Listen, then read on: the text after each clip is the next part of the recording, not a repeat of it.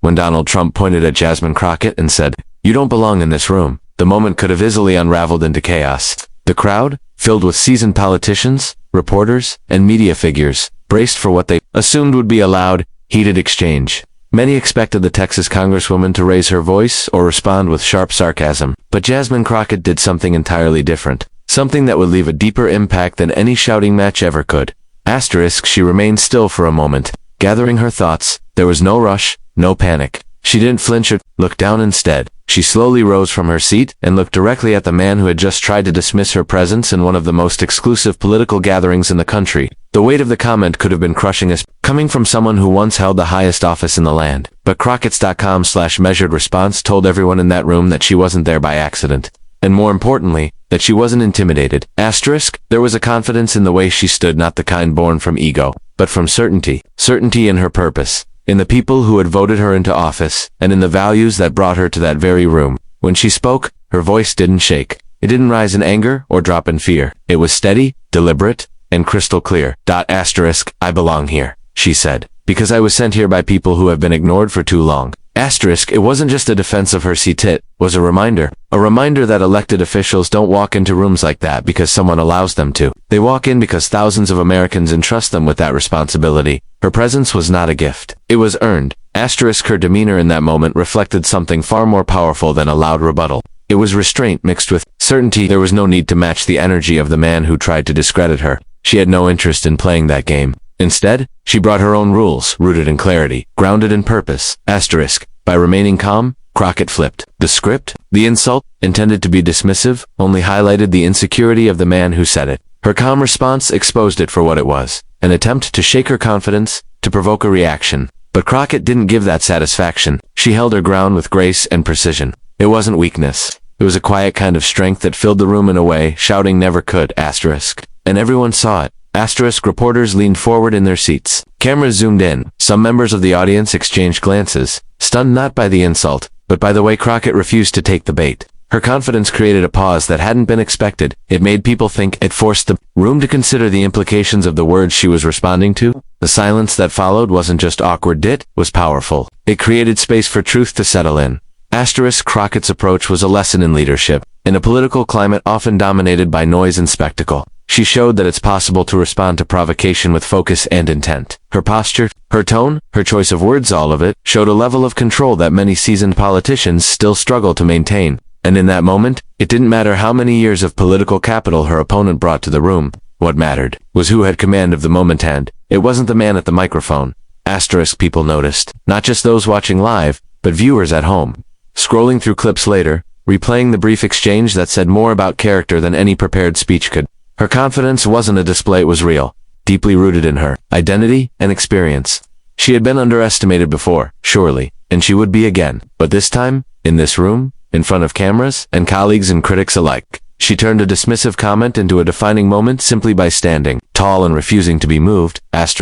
When Jasmine Crockett stood up to respond after being told, "You don't belong in this room," her words didn't center on herself. She didn't boast about her resume, her education, or her political wins. Instead, she pivoted the conversation away from the insult and toward the people who had placed her there, the voters, the constituents, the communities she serves.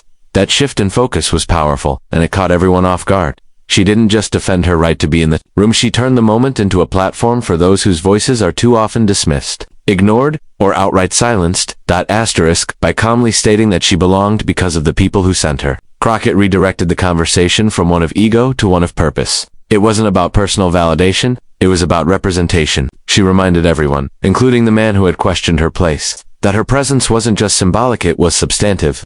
She wasn't sitting there because someone opened a door for her out of courtesy or charity. She was there because entire communities trusted her to speak on their behalf. That truth cut deeper than any dramatic exchange could have. It forced the room to confront something uncomfortable, that many Americans, especially those in underrepresented communities, often feel shut out of the rooms where decisions are made. Rooms like the one she was standing in. Her presence there wasn't a favor. It was a necessity.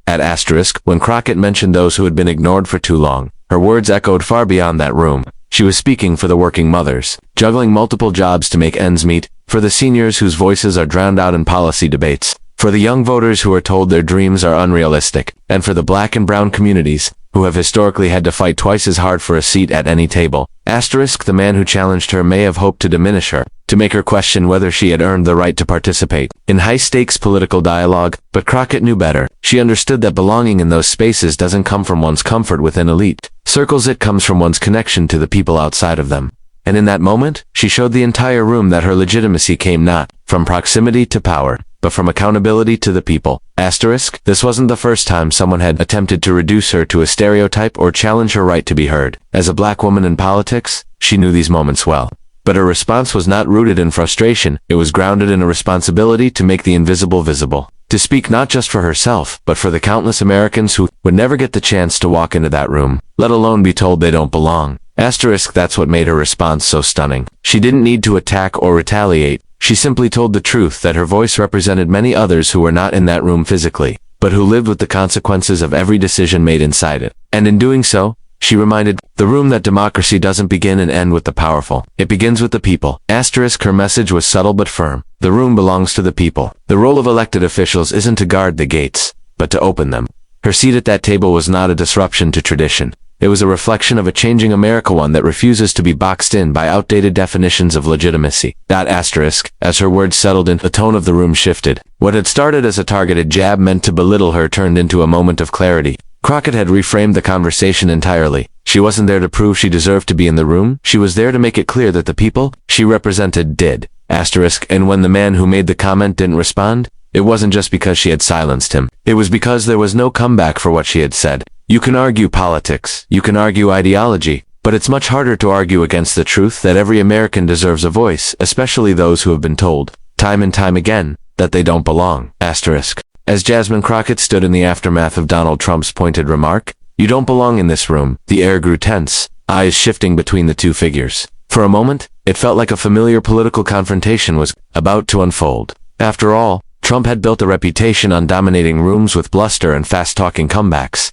He was known for always having the last word, for controlling the tempo, for commanding attention with sheer force of personality. But what happened next didn't follow that script. Asterisk, Crockett didn't respond with volume. She didn't engage in theatrics. She didn't try to out-Trump Trump. Instead, she responded with a clarity and composure that felt almost disarming. And in doing so, she shifted the dynamic of the entire room.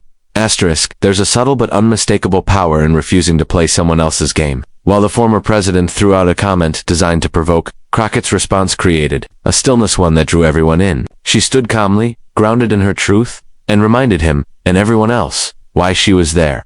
Her presence was not a fluke. It was not a favor. She belonged not because someone allowed her to enter, but because she was sent by the people she serves. Asterisk, the effect was immediate. Trump, a man who rarely misses an opportunity to reassert dominance in front of a crowd, found himself without a response. His usual tactics, interruption, mockery, distraction, suddenly didn't apply. The moment had changed shape. The silence that followed wasn't just awkward, it was decisive. Jasmine Crockett had taken control of the moment without ever needing to raise her voice, and that is a kind of power far more unsettling to someone like Trump than any insult could ever be. Asterisk. This wasn't just about what was said, it was about who owned the space. Trump's intention had been to undercut her credibility, to remind everyone that he saw her as out of place.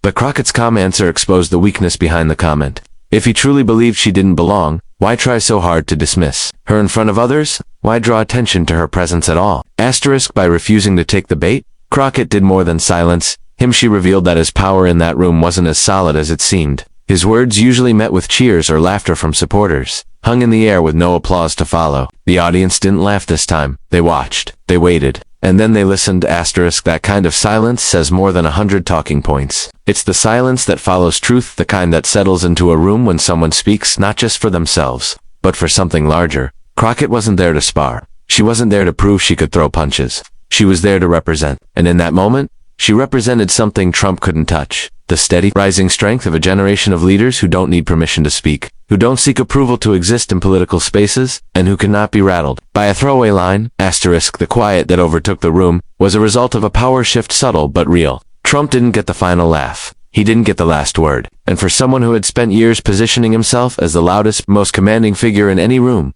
that silence must have felt deafening. Asterisk, Crockett's presence changed the terms of engagement. She didn't meet insult with insult. She met it with intention. And that intentionality rendered Trump's tactics ineffective. She didn't just hold her ground, she redefined it. Asterisk, no shouting match, no viral catchphrase. just a clear reminder that real authority doesn't always roar. Sometimes, it stands quietly, refuses to be moved, and lets silence do the talking.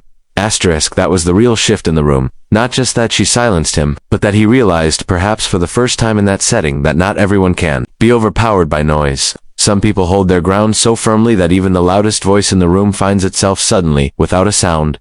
Asterisk. After Donald Trump looked across the room and said to Jasmine Crockett, "You don't belong in this room," the atmosphere changed immediately. His words landed with a sharp edge, and for a brief second, you could almost hear the collective intake of breath from those watching. It wasn't just the insult, it was the way he said it. Dismissive, pointed, and confident that the line would stir the room and reinforce his usual dominance. Asterisk. But what happened next wasn't the explosive exchange many expected. Crockett didn't raise her voice or meet insult with insult. She didn't roll her eyes, fire off a snappy retort, or walk out. Instead, she let the silence hang. She let everyone sit with the weight of what had just been said. And then, when she did speak, she didn't speak for attention, she spoke with clarity and precision. Her words were brief, direct, and grounded in purpose. And it was the simplicity and confidence of her reply that truly turned the room.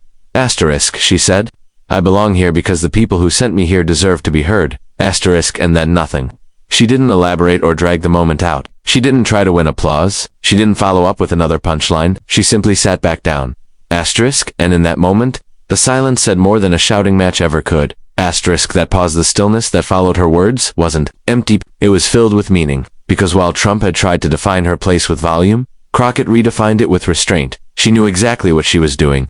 Sometimes, the most devastating reply isn't the one that escalates the moment, the one that stops it cold. And her restraint left no room for Trump's usual tricks, no space for a comeback, no energy to hijack, just a void where noise used to be. Asterisk, he didn't respond. And that was the most telling part of the exchange. Asterisk, for someone who has built a political brand around always having the last word, being met with silence, intentional silence, was jarring.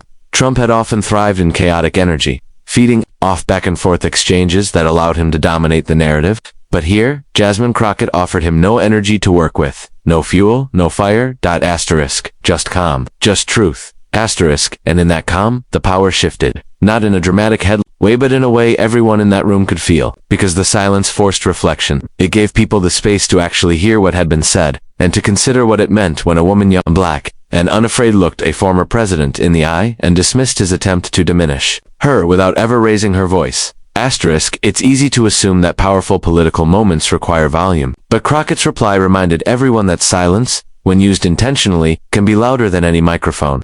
Her silence wasn't passivity, was presence. It was discipline.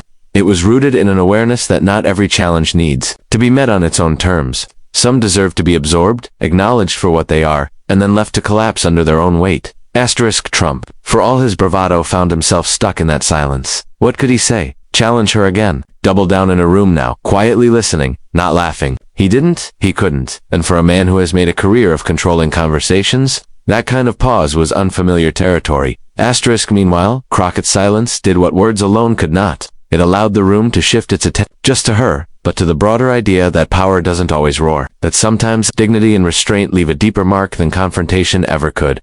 Asterisk, the impact was immediate, even if it wasn't theatrical. People took notice. Some looked down at their phones, others simply nodded. But everyone remembered, the silence, the kind that falls when someone speaks with such certainty that nothing more needs to be said. Asterisk, it was a masterclass in control, and it left Trump exactly where he never wants to be. Without a stage, without applause, and without a response. Asterisk. The moment Donald Trump told Jasmine Crockett, "You don't belong in this room," many expected yet another polarizing confrontation, one more shouting match to add to the political highlight reel. But what unfolded instead was something far more impactful. Crockett didn't match insult with insult, and she didn't seek validation from the crowd. She responded with purpose. Calm, and a level of composure that reshaped the tone of the room and, more importantly, redefined what power can look like in political spaces. Asterisk, her answer was not crafted to go viral, nor was it designed to win over pundits or dominate headlines. It was designed to center the people she represents, the voters, the communities, and the often ignored voices that placed their trust in her. She turned the insult on its head, using it as a platform to remind everyone that elected office is not about who others think belongs, but about who has been chosen to lead. It was a pointed reminder that legitimacy doesn't flow from elite approval. It comes from the people. Asterisk, Crockett's strength wasn't in the volume of her voice, but in the clarity of her presence. She didn't flinch under the weight of Trump's attempt to minimize her. She didn't scramble to defend herself. She simply stood rooted in the truth of her mandate. and in doing so, reminded the room and the country that leadership doesn't always wear the loudest mic or occupy the flashiest podium. Sometimes, it walks in quietly, sits down with confidence, and waits for the right moment to speak. Asterisk. And when she did speak, what followed wasn't applause or outrage, it was silence. A heavy, reflective silence that told you everything you needed to know. That silence wasn't weakness. It was a signal of a deeper power, a moment when authenticity interrupted performance and conviction overtook showmanship. Trump, known for controlling moments like these, found himself without a reply, and that spoke volumes. Asterisk. Jasmine Crockett's handling of that moment proved something many people forget in the midst of political noise. You don't have to shout to be heard. You don't have to dominate to lead. You don't even have to respond at length when your truth is strong enough to stand on its own. Asterisk. What she demonstrated was a different kind of strength, one that doesn't rely on spectacle but on purpose, one that doesn't escalate but elevates, and perhaps most importantly, one that doesn't seek to belong in rooms for personal gain, but enters them to represent those who've been locked out for far too long. Asterisk. In the end, Crockett didn't just silence a former president, she gave voice to something far more, a quiet kind of leadership that isn't always seen on the surface, but is felt long after the